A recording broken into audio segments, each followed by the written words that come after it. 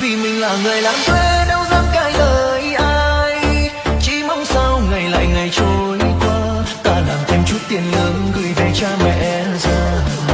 Đàn em thơ đang tuổi học hành để mắt canh giữ cả tô mì gói, cũng hạnh phúc lắm rồi người làm thuê.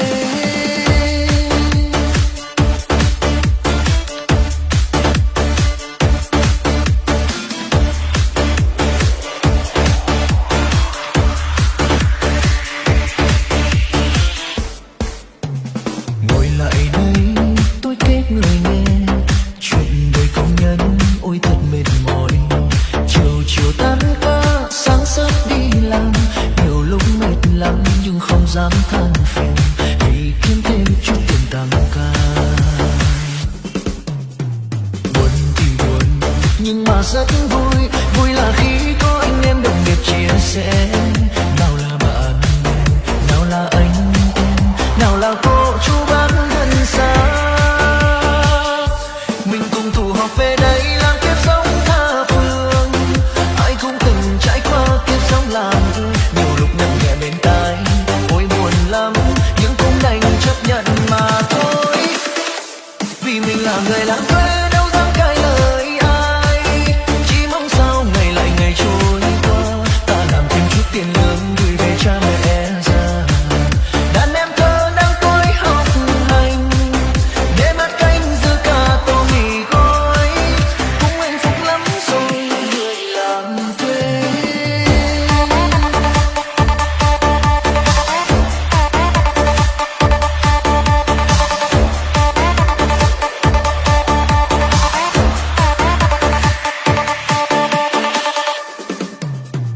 Buồn thì buồn nhưng mà rất vui, vui là khi có anh em đồng nghiệp chia sẻ.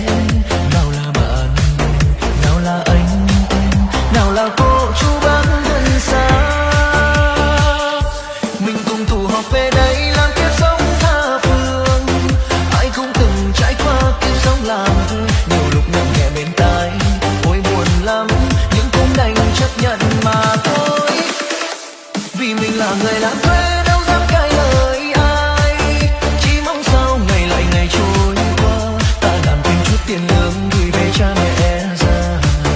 Đàn em thơ đang tuổi học hành để mắt canh giữ cả tô mì gói, cũng hạnh phúc lắm rồi người làm thuê. Tụ họp về đây làm kiếp sống tha phương, ai cũng từng trải qua kiếp sống làm thuê, nhiều lúc nặng nhẹ bên tai, ôi buồn lắm nhưng cũng đành chấp nhận mà thôi. Vì mình là người